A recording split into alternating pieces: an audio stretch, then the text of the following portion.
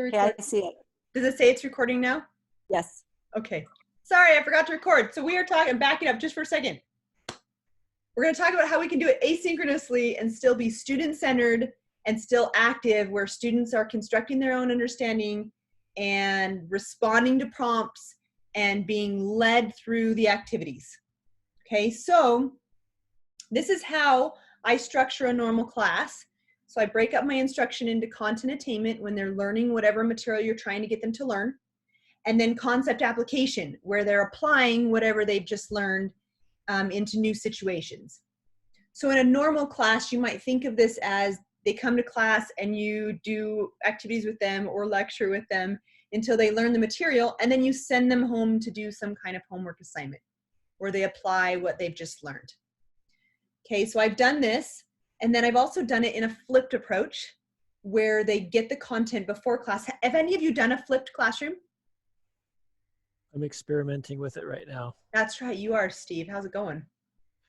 I'm just finding out this week, but I was just checking. I think 80% of my students actually watched the video, but I don't know what the other 20% did. So yeah, so that's an issue. Are you doing video lectures? Is that what you're doing? Yeah, video lectures, and then during class time, I'm available to answer questions and things like that. Perfect. And that's basically what we were doing too, except I did more interactive tutorials. But yeah, you can either do a video lecture or some kind of textbook reading or an interactive system where they learn the material before class, and then in class, before our classes got canceled, my students would come to class having learned all this information before, and then in class we would just do practice problem after practice problem after practice problem and applying it. But because I've done both of these, I actually have both parts available online, right? So they've done content attainment online and they've done concept application online. So I just squish those together to make an online class. But I'm still using the 5E learning cycle. So if you've been through the workshop, you recognize this maybe. If you haven't, it's okay. But the 5E learning cycle is the idea. It's a constructivist approach, right? We're going to get them engaged about some topic that they want to learn about. We're going to have them explore it to where they're building their own understanding before you tell them anything. And that's where it's student-centered, and it can be asynchronous. You don't have to be there for it. And then explanation, that's where you do need to be there in some format, okay? But it can be pre-recorded where you're explaining the information. And then this concept application is where they elaborate on it, apply it to new situations, and we do some like summative or formative testing, see if they've got it down. So I'm going to show you what a typical lesson looks like in my Bio 100 class that's asynchronous. So I'm going to pull this over. Let's see. So this is my class. Can you all see that? Oh. Yes? Yes. Okay, give me a thumbs up or something so I know you're listening. By the way, in Zoom, if you go to manage participants, you can use thumbs up and thumbs down and go faster and go slower and give me feedback. Anyway, okay, so I'm going to show you this one activity. So day 32, it's my Jack the Ripper activity. And this is their content attainment, and then this is their concept application. So for every day, they've got 2 phases they have to do. And so I'll show you this activity. Maybe. Okay, we'll preview it as a student. So this, I've got a set of learning outcomes I want them to know, but I want them to think about it before I just tell them. So I've got this little scenario where we've got Jack the Ripper, right? Who has killed all these prostitutes, and he was never caught because back then they didn't have modern DNA technology. And so then I've got these questions built in. So let's say we could go back now with the technology we have now. How might we solve this? Like, what would you look for? So students have to enter some kind of, I don't know, whatever into there. And then once they do, then I've got some feedback. So I talk about, you know, you can get DNA from any body cell. And so, but what are we actually looking for in the DNA? So I ask them another question and make them pause. Instead of just listening to a lecture, they have to pause and say, okay, why is DNA so helpful for solving cases? Yes, this is easy as it sounds. DNA is different in different people. right? And they're just getting participation points for putting something in the box. So I have my TAs just spot check that they put something in the box. Okay, and then it says likely you answered that we can compare DNA, but where should we be looking? In the coding regions or the junk regions? Where are we going to see the most differences? And so this one is multiple choice. They just have to pick something. And then I anticipate you might have been thinking the coding regions. Well, let's think about this more deeply. And we go through some information. So they have to read some information. They learn about short tandem repeats. And then I ask them, so how would you make, we got to copy the DNA. How would you do this in a test tube?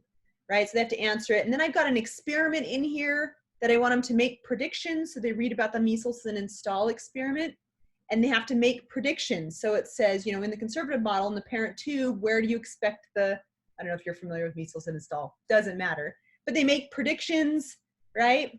And then this is the important part, right? This is the explain.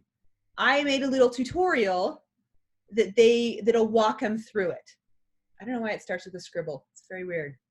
I made this one on the fly. Okay, students, let's walk through. And I have a cold, so. Experiment. I apologize for my voice. I have a bit of a cold. And my son's playing the So piano in we've the taken background. Bacteria and we've grown them, parent generation, in heavy nitrogen.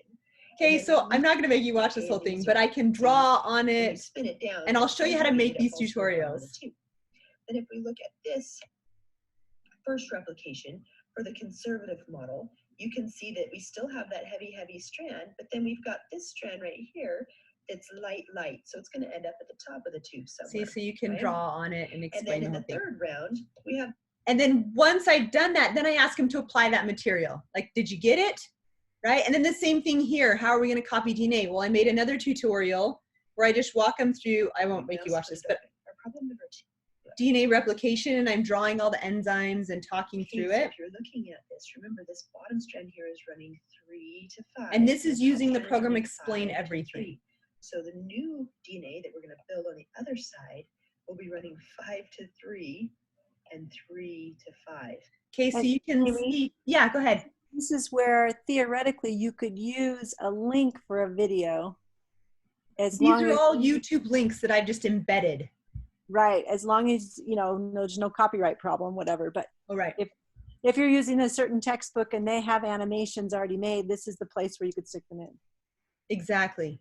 Yeah, so you don't have to necessarily make your own, but I'm going to show you that making your own is super easy. Can you, does this work, maybe a dumb question, but if you use a video link or YouTube thing, assuming you don't have copyright problems, does Zoom allow students to draw on it?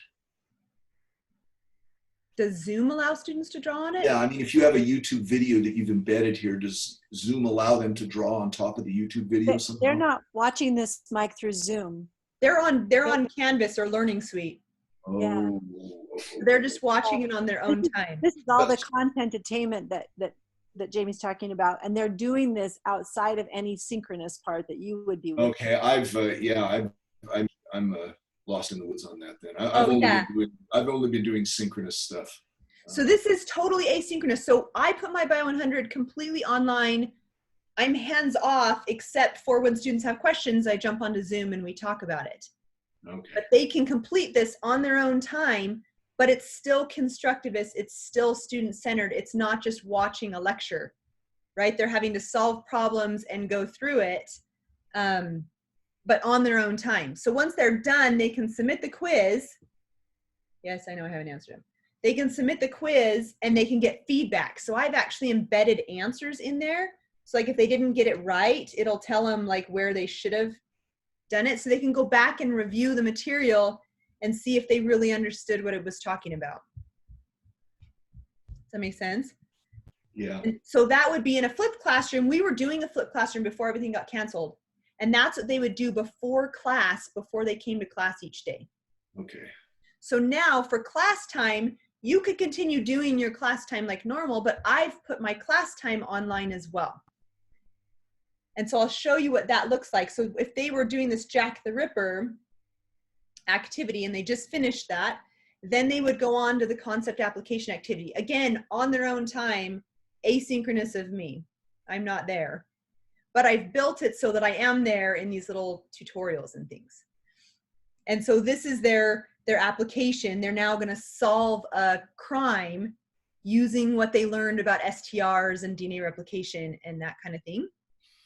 Jamie, did you still set your syllabus so that it had to be done by a certain time, like before the next lecture? Or Yeah, so based on the feedback I've been getting from the online blogs I've been on about this, we've been really flexible. And so what I've done is I've just given them like a week to do the 3 whenever they want to do it. Got it. Yeah, so I'm kind of giving them like a week time period, do these 3, and then another set will open up, do these 3. And then we'll have like a live Zoom conference. I got office hours. If you have any questions, you can join my Zoom office hours and we can run through any of these if we need to. But they're not required. What's that? Is there a push to do this like this? Um, And my understanding was that we were supposed to try and do live classes. no. I can speak to that. Yeah, Jen. Yeah. There's a university task force right now on remote learning, and they are divided on whether synchronous or asynchronous is okay. Okay. It's been encouraged by the university to do synchronous, but has been left up to the colleges and the departments to decide. Okay. In our college, we have said, you do whatever you need to for your course. So we have about half of our faculty doing it asynchronous and about half of them doing it synchronous, and we're totally okay with that. Yeah. Okay. And the stuff that I've been reading from like Sabre and stuff, it's also kind of back and forth on whether one of the benefits of the asynchronous is it gives these students more flexibility, especially if they're in situations where, you know, all of a sudden their job schedule has changed and all of a sudden everything about their lives have changed. They're especially, at least in the community, trying to encourage GE classes to go asynchronous, the ones that are less maybe important for your major, just to give students added flexibility. Seems So to me this is that that's going one step beyond what the situation we're in right now, because right now they have classes in their schedule. And, you know, Except, Mike, that they've gone home, and for some of them, that's even a time difference that's incredibly different, right? mhm. So That's I a think fair the point. university is pretty flexible on finishing winter semester. Now, spring semester, if you say this is what my course looks like and the student Then they signs have up to for do that. that, then everyone expects that you're going to be able to lead the class synchronously. Okay. Interesting. And these like tutorials and things that I'm showing you can be used for extra help for a synchronous class too. Like if you're giving them stuff to learn on their own and then having a class time, you still should be able to use these tutorials. I do them often, you know, if someone is struggling, like several students ask the same question, I'll quickly make a tutorial and post it on my learning system and say, here's a tutorial on what everyone is asking the same questions. Jamie, you can tell me what you think, but it seems like maybe a medium point between doing it synchronously and then on the other extreme is just like an online class where there's no live interaction at all, would be something like where you have some offline material that they can complete whenever they want, but then you're also available at certain times, you know, live where they can come and talk to you. Yeah, that's exactly what I'm doing. So I'm available every Wednesday from 2 to 4, and then we have special review sessions where I'm available also. But they're not structured, like we're not walking through new content. They've got the content available to them online to learn, but then I'm there to scaffold if they didn't get it. Mm-hmm. Yeah. So Jamie, how long did it take you to put together all this stuff? It depends. Some of these activities are easier than others. The tutorials, I'll show you the platform. They're pretty easy if you don't expect perfection, which I don't. I would say that when Jamie does it, it looks easy. However, having said that, the initial barrier, once I got over it, it really isn't that hard. It's just mine aren't as cool as Jamie's are. But with more practice, I think all of us can get better. But I do love that you have so many tools, Jamie. I think that's really helpful for those. And these are, I'm not saying you should do your class like this. This is just a good way to showcase some of the cool things you can do in the class. Yeah, so this one I'll show you. This is their forensic mystery. So this could be the homework assignment after your synchronous class, or it could be the class stuff. And so I explain a little more about STRs, and then I give them a crime scene, right? And they've got pictures of a crime scene. They're trying to figure out what happened to the girl. How many crime scenes do we have? They have to answer questions. But I've got these set up so that they attempt a couple questions, and then I have a tutorial that walks them through the feedback they would have gotten had we been in class. And then they get to attempt the questions again. So that first attempt is just participation only. And then the second attempt is like, now this is for real. Did you really get what we were doing? So yeah, go ahead. And how do students respond to that? Do they find that annoying, or do they say? Yes. So no, they actually really like it. I've gotten the best feedback from this methodology. Then I used to make them do the assignment twice, like do the whole thing once for participation and then do it twice. This way, they actually like it better because the second time around, it's more of a summary question. It's not the exact same question again. It's more of a summarize what you now understand about this. So like I ask them how many crime scenes there are, what data we should collect, and then I've got a tutorial. This one's in ScreenFlow. I'm going to show you this app too. Okay, so let's take a look at this. So this is the talking head in the corner, and I've got my learning suite up, showing them the problems. What you call it, the forensics I lab. don't know, I'm really slow at talking. I hate watching myself over again. So, but they've all been changed around to protect the innocent and the guilty. Anyway, so here, if you're looking at this, I'm not going to show you the crime scene photos, but you can see that, you know, they found this body up the canyon. Okay, right? so I just walk through what they should have answered. And then I have a recap. Here's the one in one paragraph. Tell me how many crime scenes we're looking for, what evidence you should be looking for, what does this mean? So they're basically just recapping what we've talked about, but now I can see if they really understood. Right, and it goes the same way. Then I ask them some more questions. I show them some STRs that they have to interpret and figure out who the perpetrator is. And then I have another tutorial where I walk them through, this is how you do this in case you couldn't figure it out. And then I ask them to do it again. Okay, now that I've shown you how, and I tell them, if you did it right the first time, just copy and paste your answer. But if you didn't, it's okay. You're gonna get credit for trying. Now you get to do it for real. So that's another cool tactic, is to make them try it, then explain it, then try it again. So especially if you're doing homework assignments online, having them get the opportunity to try it first before you just explain it is a really good idea. Yeah, and then they submit that, and they get feedback, and they can go and do it again. And I make all of these open, unlimited attempts, so they can do them again and again if they want to check their answers. Does that make sense? Any questions about that? Okay, so I'm going to show you the tools then. So explain everything. It's an app on the iPad. It's a cheap app on the iPad, and I have found it to be one of the most useful apps that I own.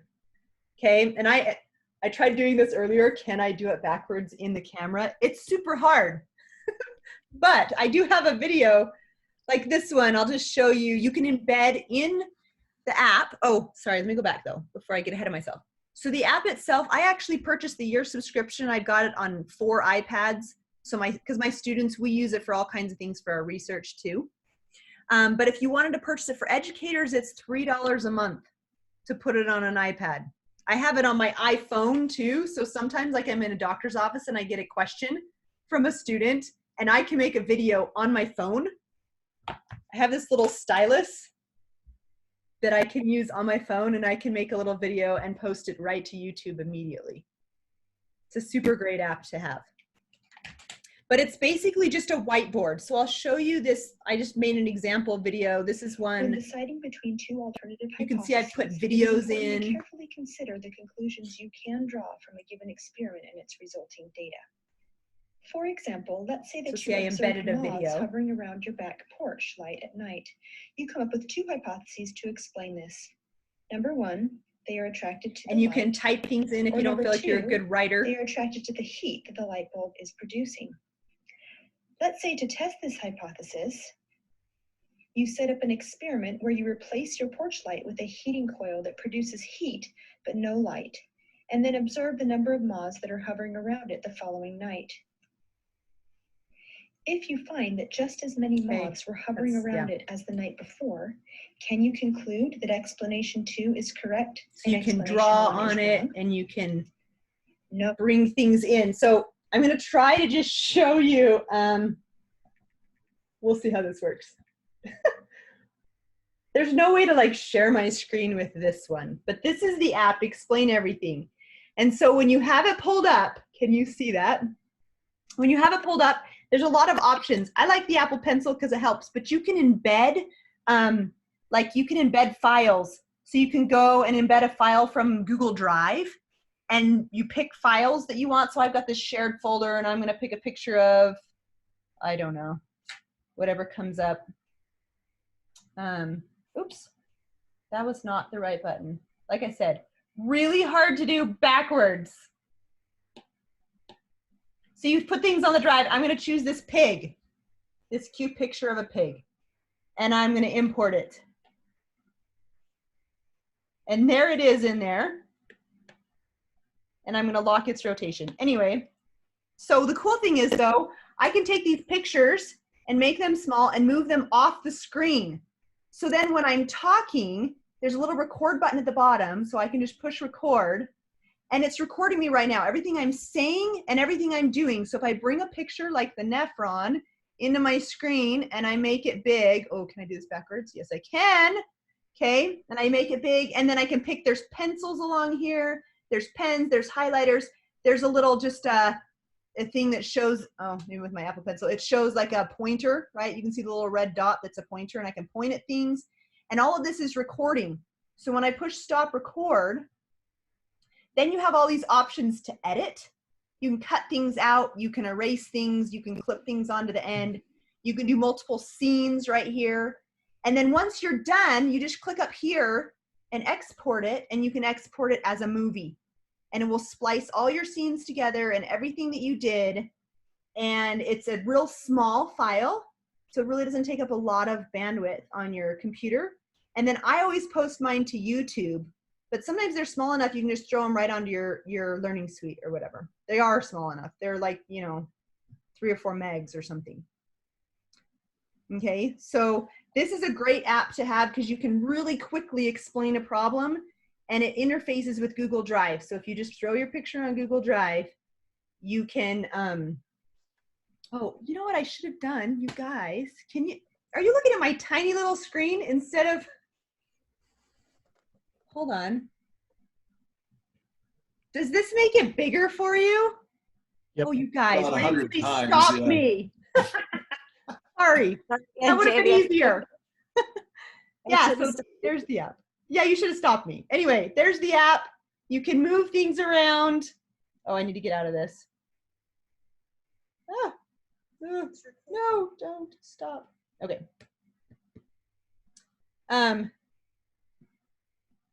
So anyway, that's the app, and it's got all of the features on the right where you can do pens, pencils, highlighters, add files. Okay. Anyway, darn, that would have been easier in big screen. My bad. Okay. So that's Explain Everything. Question, is it only for the iPad? No, so you can do, ooh, Android? I don't know. I've never looked it up on Android. You can maybe, Actually, I just installed it, so it works. on Android? Yes. Okay, Sorry, so while you're yeah. talking, I'm gonna go look for myself. It works. Perfect, yeah. And it's really cheap for educators, and you can try it for free. It allows you to make 3 little movies for free before it asks you to pay for it. So if you wanted to try it out and see if you're any good at it. I did notice also, Rebecca and I learned the other day that a stylus like this will draw on your trackpad, your mouse pad, on your computer. So if you installed it on your computer and you have a stylus, and I have like this giant trackpad on my Mac, you can draw with that as well. And where did you get the stylus? Amazon. It's just, and it's got like a, I don't know if you can see, it's got a fine tip side, and then on the other side, if you unscrew the cap, it's got the, oh, it unscrewed in it. Anyway, it's got the big tip side. I got this. Woo. So you have like the big tip or the fine tip. I think it was like $5 on Amazon. So yeah, but Rebecca and I are messing with this the other day, and you can draw on any trackpad on your computer with it. And you can draw on your phone, which is awesome too. Okay. Okay, so that's explain everything. Let me show you ScreenFlow. So ScreenFlow, here's its features. Oops, I gotta share my screen again. Oh, you guys stop me if I'm not using my technology correctly. Whew. Okay, can you see that? Okay, so ScreenFlow is the one where you can get the little talking head of you. So if you're doing video lectures, ScreenFlow is a great way to do it. But you can also have them pause the video and do cool things, and you can do demonstrations because it's taping you. Excuse me. So the software is a one-time purchase. It's 129 bucks. Also one of the best programs I've owned because it's really user-friendly in its editing, which for me, I need that because I can't use iMovie. It's too hard for my brain. But ScreenFlow is easy. So I'll show you, I made my introduction video for my class on ScreenFlow. So you can see Dr. Jensen, I've just made this video in case talking you missed the head. first day of class. And We're you gonna can go move through the all of talking this head already around, already which I went should through have this because in the it's first day of covering my class. words. But if you added the class late, here is an overview of what we're going to do in this class. But the cool thing is you can make a So PowerPoint, like I said, I'm Dr. and you can see I'm walking through a PowerPoint here, and you can make your head go away.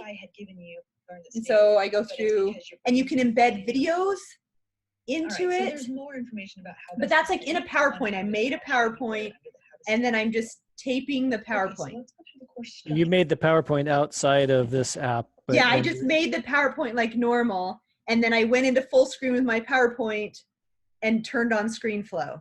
And it copies whatever's on your screen and your face if you want it, right? And you can even go right towards the end of this video, I go on to Canvas to show them the class. So I'm on the internet and just scrolling through the links and talking about where you find things in the class. So this is the learning outcomes. And it's just taping my screen. So you can see for every day in class, this is what you should take away from class. From There's the my learning outcomes. And the in-class stuff. So for instance, after day 9, you should be able. So the nice thing about this program is that I have created this huge introduction video of this is what my class looks like. But things change every semester of what I'm going to do. And so I can go back into ScreenFlow and just chop out the middle and make a new middle. And I don't have to remake all the rest of it. So it's super great for editing clips in and out. And I'll show you the program. This is ScreenFlow.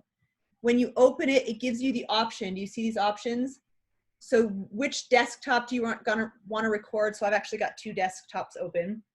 So you pick your desktop, you pick your camera, and then whether you want audio from your computer or you've got a speaker, and then you just push go. So I've got it recording. Let me actually record this screen here that we're on. And then it just gives me a 5-second warning that it's going to start recording me. And then I've got my PowerPoint here, so I can just be popping through my PowerPoint and talking about things, whatever. And then when you stop recording, which you're not going to see that, but oh, whoops, I'm not going to see that. Where the heck? Here we go. Stop recording. It'll bring up, here's the ScreenFlow interface. You see this? So here's what it captured from my camera. Here's what it captured from my screen. You can actually take the camera and you can split the audio out of it. So I can detach the audio.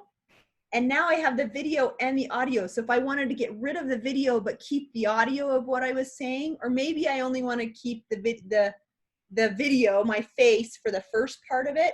So you can move your playhead and you can split the clip. And then I can remove my face from that part. It's really this easy. This isn't really hard. You can also move this wherever you want it on your screen. Okay. And then you can add clips to the end or split clips out of it. And then you just export it as a video. So I know it seems complicated, but honestly, I'm not very good at this video editing software. And I picked this one up right away. And do you post this out on YouTube, or where do you put the videos? Yeah, so I have a YouTube channel that's just labeled Bio 100. So everything I do for Bio 100 goes onto my YouTube channel. And when you post to YouTube, if you post it as unlisted, then it's available for anyone who has the link from the program, but it's not searchable by the whole world. Yeah. So that's usually what I do. I mean, people find it. Sometimes I get a random comment on my video because somebody found it, but usually, yeah, it's pretty private. Yeah. Any questions about ScreenFlow? Good way to just capture if you're doing a lecture or you want to do a demo. These are good for demos. If you wanted to use something besides PowerPoint, like Google Slides, is it flexible to do that, or does it have PowerPoint? It tapes whatever is on your screen. Okay. So whatever program you're running, it'll tape. So it sounds like it does stuff that other tools can do. Like you can do this type of thing in Zoom. It just makes it more convenient, easier to work with things. Yeah, and you're in Zoom, you're not having to be connected to the internet and doing it live. Yeah. You can do it ahead of time. And QuickTime will do this. I know Rebecca went through QuickTime last time. QuickTime will capture your screen too. It just won't capture your face and your screen at the same time. Well, you can use Zoom, and you may have just said this, but you can use Zoom to record even when you're not online. Yes, asynchronously. Yeah, that's true. Yeah. Yeah, so you can do it with Zoom. But this looks like it's more easy to use than that. So Yeah, I think Rebecca yesterday went through using Zoom and showing all of the tools you could use to highlight and annotate. Yeah. So Jamie, are all of these, and I'm sorry if I was on another planet when you started out, I missed that you were talking about asynchronous all the time. Are you doing all of this on your YouTube channel? So my class is on Canvas. I use Canvas. Oh, on Canvas. Okay. But any of the video links, they're a YouTube link. Okay. Okay. Yeah. So on my YouTube channel, I have all of the videos for my Bio 100. So all of the quizzes, little questions, and fill in the blanks things are all on Canvas. That's all on Canvas. Yeah, you could do the same thing in Learning Suite. I've just set them up as quizzes in Canvas. Okay. So they go in and they take it as if it was a quiz, but it's not timed, and they can take it as many times as they want. I've been playing around with that too, but even for the synchronous classes, I have them take quizzes right in class on Learning Suite, and then we discuss it, and I can see what they're doing as they submit it. Yeah, yeah. And for my flipped classroom, that's what they were still on Canvas. They do it before they come to class, and then we'd be in class, and I use course key, but same idea. Yeah, so that's ScreenFlow. PowerPoint capture, I'm assuming most of you have done this before, but if you haven't, you can make a slideshow in PowerPoint with a voice on it. I find QuickTime to be easier and less buggy, but PowerPoint can do it. So if I wanted to make this into a presentation that I'm going to share with my students, I can do it. The one cool thing about doing it in PowerPoint is it will save your PowerPoint file with an audio file attached to each slide. And so you can either export it as a video that you then just post to YouTube or whatever, or you can post it to your learning system as a PowerPoint, and students can go through it at their own pace and take notes and draw on it or whatever they want to do. But in the corner of each little slide will be a little speaker with the audio file of what you said on that slide. But they can take their time going through the PowerPoint and just listen to that. So it's a cool way to do it. So can you re-edit the audio on just an individual slide?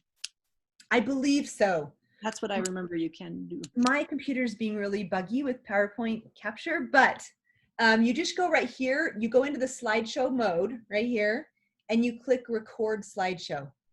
And then you want to make sure though, if you ever do this and then you want to give the PowerPoint live, you need to make sure you go in here and unclick these, because you'll like pull it up into slideshow mode and it'll start talking and going through the slides without you touching anything.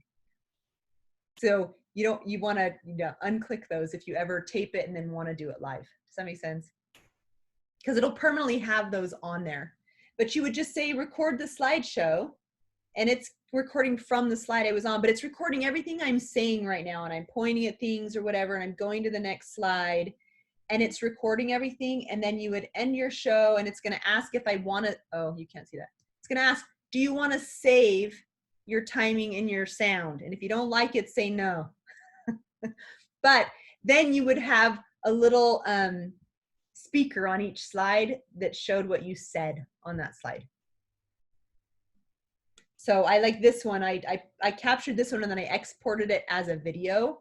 So you can see this is just a PowerPoint that I'm going to talk over. Okay, so I'm just going to use jump family through. support or your growth You could do mindset, or animations in your experience slides. with failure. But you see a And so those little would be other picture of areas the that also would have little microphone. boxes, but we're not going to put those on there because then it gets really messy. And you might wonder how grit influences something else, like success in college or whatever. Okay, so anything in a circle again. But it's not going to show your head. It's just going to have your voice. The direction of the arrow is showing the direction of the Okay, and so the students would see the little speaker. Yeah, go ahead. Have you received any feedback on whether students care? I mean, I'm not saying this either way. I'm just wondering, do students care? Do they feel like they can connect with you better if they can see you, or is just a voice good enough for them? Do you any idea on that? I don't. I know there's literature out there that suggests the talking head is important. Okay. But I haven't ever asked for feedback on that. Yeah. All right. Yeah. I prefer not to have my talking head on there personally. But, that's what I would prefer myself, but yeah. So it's usually just my voice, but the voice is important. So we have done some research on just like typing it out where they're reading it versus you saying it. And there's something about the inflection that we use and the pauses that we use to emphasize important things that suggests that saying it is important and not just having them read it. All right. So, yeah, so those were the ones I was going to cover. There is one cool one I just want to show you. This one's maybe not as practical because it's kind of expensive, but if you wanted to use these, I have a set and you're welcome to borrow them. But this is digital whiteboard markers. Has anybody seen digital whiteboard markers? I think we showed them in the STEMFI workshop for a minute, but there's like a little sensor that you can attach to your whiteboard in your office, and then it records as you draw, right? And so I taped one like this. I was doing a tutorial and I was drawing the carbon cycle, and I'm just talking and I'm doing a QuickTime capture. It's really not very loud because my microphone's terrible. But you may say, all right, well, we're just going to have uptake. Anyway, so I'm just drawing and it's recording what I'm drawing. Wait a minute. Remember, plants cannot eat carbon that way. Do not write that, right? You cannot. I need to figure out what that organism is. It's a plant. Doesn't look very pleasant. Oh, and this is dead grandma who's decomposing. Yeah, that's what I was reading. Yeah. Notice a trend here with Jamie. Yeah. Grandma's dead. Lots of death. Yeah. Anyway, so these are the whiteboard markers. They're pretty cool. And so you can record what you're drawing as you go. What process was that? So anyway, I won't make you watch my whole crazy video, but those are digital whiteboard markers. And then I think Rebecca did QuickTime and Zoom yesterday, yes? Did you, Jen, you were there, yes? She did QuickTime and Zoom. She did Zoom yesterday. She did QuickTime too, right? You're muted. It says I'm not. Oh, you are now. I can hear you. Okay. I don't remember her doing QuickTime. I remember her doing a lot on Zoom and Path. Oh, and Path, yeah. So Path. QuickTime, it's an easier app, I think, than doing PowerPoint capture. QuickTime will capture anything on your screen, or if you want to do a face-to-face, like you want to video record something using your computer as a video recorder, you can use QuickTime, and QuickTime is available on Macs and PCs, and you just open QuickTime and then do file. Oh, you can't see this. Let's see. Oh, it's like I'm sharing the wrong screen for this. Hold on a second. Let me share my other screen. So if you're open in QuickTime And you can see my email. Get rid of that. Okay, so you go to QuickTime, and then you just do File, New Movie Recording. So that's going to record anything coming out of your camera. So I've set it up before in my office in front of my whiteboard, and then I've drawn as if they were in class watching me draw on the whiteboard and just recorded it using QuickTime. Or you can do just an audio recording if you just want to have a message, or you can do a screen recording. So if I wanted to capture my PowerPoint, I can open up my PowerPoint and then do a new screen recording, and I can go through my PowerPoint with my voice. Or if you wanted to do any other program, it'll just capture whatever's on your screen. And its editing features are just split the clip, delete, add to the end. That's it. So it's pretty simple, but it's also hard to mess up. So that's nice too. So that's QuickTime. QuickTime is really easy and it's free. Yeah. So that's a bonus. Yeah. Okay, so those were all my ideas. Questions, thoughts? I have a quick question. Yeah. As far as equipment that you need, do you have a fancy microphone? Do you just use the microphone on your laptop? What do you think is really necessary as far as equipment goes? I just use what's on my laptop, but I know that there are better things out there. So you heard like in that digital whiteboard marker one, I was sort of standing away from my computer, so the audio's not great. But I haven't noticed any problems with doing ScreenFlow or QuickTime or Explain Everything if I'm right next to my device. My iPad seems to pick up my audio really well. So I haven't bothered. That a little bit. Yeah. So I played around with that a little bit. I have found that I use Macs, and I've been using them for a long time. And I've found that over the past 2 or 3 years, I don't know what they've done, but the microphone capture is a lot. I find that whether I have recorded things, and I find that it works really well. Just the inbuilt microphone. I don't know whether PCs are that way, but I don't feel the need to use any external microphone or anything. Yeah. And I did notice though, like Mike Barnes, our assistant dean associate dean sent out a picture of a microphone that he had purchased, and then he'd gotten this green screen. It was like this green circle tent that attached to his chair. So there was a green screen behind him so he could like splice in any background he wanted. It was pretty cool, but I'm not that fancy. So yeah. But I've noticed like the iPads pick it up really well. And if there's ever a time to justify buying an iPad with an Apple Pencil, it's right now. So you can put your stuff online.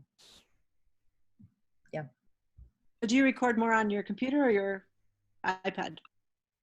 If I do Explain Everything, I prefer the iPad. It's easier with an Apple Pencil, I think. Yeah, but I do a lot of recording from just doing QuickTime, just recording my screen and drawing stuff and showing stuff that way.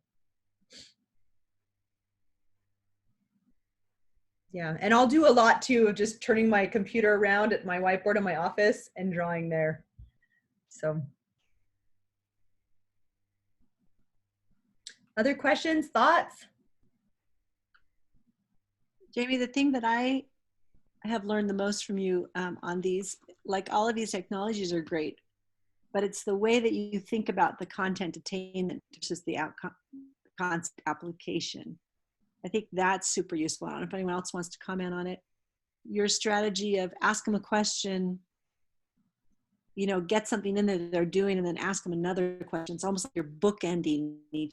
Yeah. So they may be completely off, right? What they're thinking about. They're not even in the same space you are, but that's what you're trying to get them to figure out by having them answer a question, even a simple question. Is for them to go, what am I thinking? Yeah. And I think that's super valuable.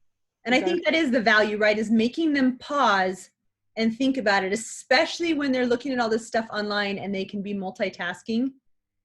This is sort of a way to prevent them from multitasking because they have to be answering questions and participating in the activity. Yeah. Thanks, Jen. That's a good point. Other thoughts on that? And again, we're not saying, you know, synchronous, asynchronous, that's kind of up to you in the format of your class.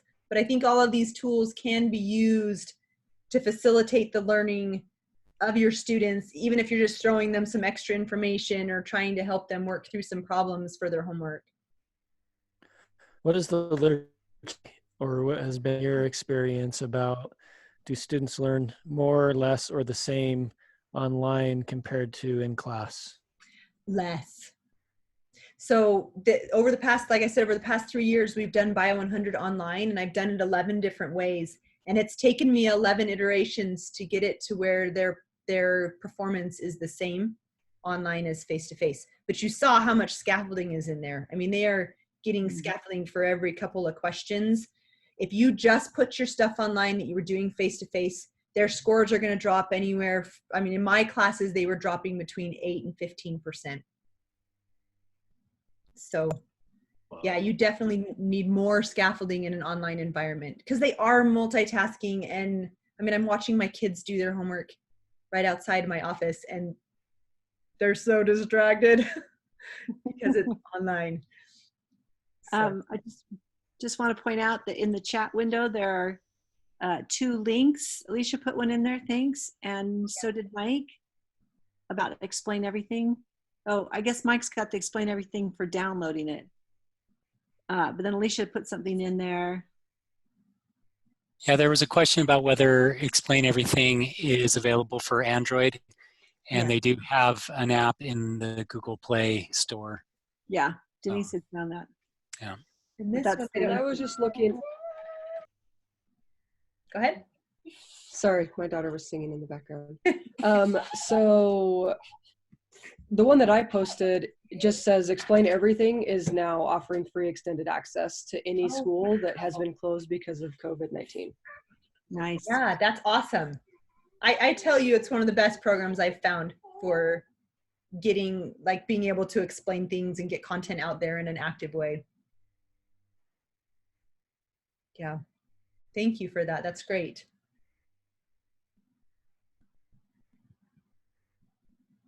All right. Anything else anyone wants to add? Anything you've done that you think is useful that we didn't cover?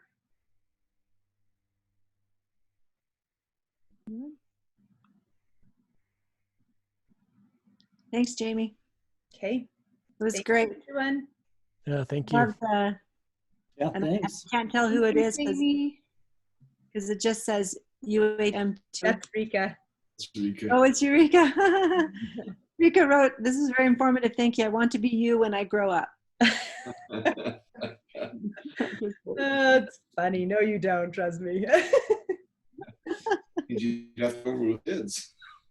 Yeah. Anyway, thanks, Jamie. It was super great. Okay. Thank you. Thanks, Jamie. A lot of stuff to think about here.